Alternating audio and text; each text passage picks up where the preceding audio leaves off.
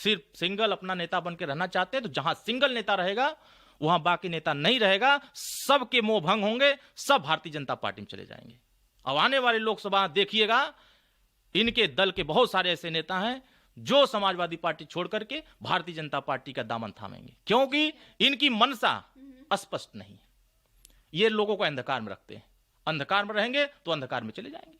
ठीक है, जैसा कि आपने बताया कि समाजवादी पार्टी के कई नेता आपके संपर्क में हैं। चर्चाएं ये भी चली बीच में कि सुभाषपा की तरफ से ये कहा जा रहा है कि इंडिया गठबंधन के कुछ नेता उनके संपर्क में हैं।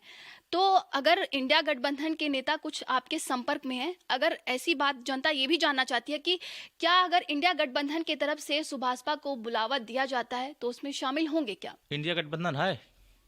कहां है इंडिया गठबंधन? उत्तर प्रदेश में बताइए कौन सा इंडिया गठबंधन है, मध्य प्रदेश में बताइए कौन सा इंडिया गठबंधन है, बिहार में बताइए कौन सा इंडिया गठबंधन है, छत्तीसगढ़ में बताइए कहां है, तेलंगाना में बताइए कहां है, कर्नाटका में कहां है। देखिए, अन्य देशों के अन्य इलाकों में राजनीति करने वाले लोग ये सब दगे हुए कारतूस हैं, और दगे हुए झालर इकट्ठा होकर के वो सोचेंगे कि मैं एक बड़ा बल बन जाऊंगा, तो फ्यूज बल बन के रह जाएंगे। क्या हुआ उत्तर प्रदेश में? समाजवादी पार्टी जिसके साथ दोस्ती करना चाह रही है, सब कांग्रेस के साथ, मध्य प्रदेश चुनाव में क्या क्या कहा? क्या देश की जनता ने नहीं सुना? चिरकुट तक कहा, धोखेबाज तक कहा, कांग्रेस पार्टी बीजेपी की बी टीम तक कहा, कांग्रेस भाजपा एक जैसी पार्टी कहा, और यहां तक कि कहा कि जाति जनगणना का सबसे बड़ा अगर कोई विरोधी है तो कांग्रेस पार्टी है।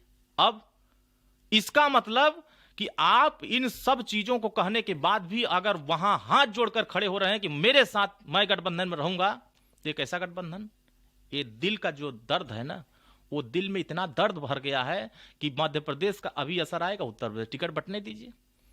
कितने उत्तर प्रदेश के ऐसे कांग्रेसी हैं कह दिए हैं कि अस्तित्व नहीं है, तो जिस दल का अस्तित्व उत्तर प्रदेश में नहीं है तो उससे दोस्ती की बात क्या है? इसका मतलब कि बीजेपी की बी टीम बन के काम करना है।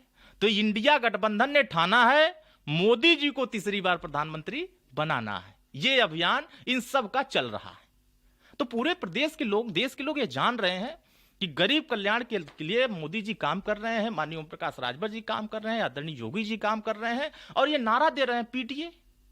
नारा तो इंदिरा गांधी जी ने भी दिया था, नारा तो राजीव गांधी जी ने दिया, गरीबी हटाओ। नारा देना अलग विषय है, उस नारा में काम कितना किया है ये महत्वपूर्ण है। आप पीडीए का नारा दिए हैं, मैं तो सवाल कर रहा हूं, बड़ी जिम्मेदारी से सवाल पूछना चाहता हूं सपा या बसपा कांग्रेस के उन तमाम नेताओं से जो लोग ये कहते हैं कि मैं पिछड़ों की लड़ाई लड़ता हूं। पीडीए में पिछड़ा आता है, पिछड़ों के हित में क्या काम किया है?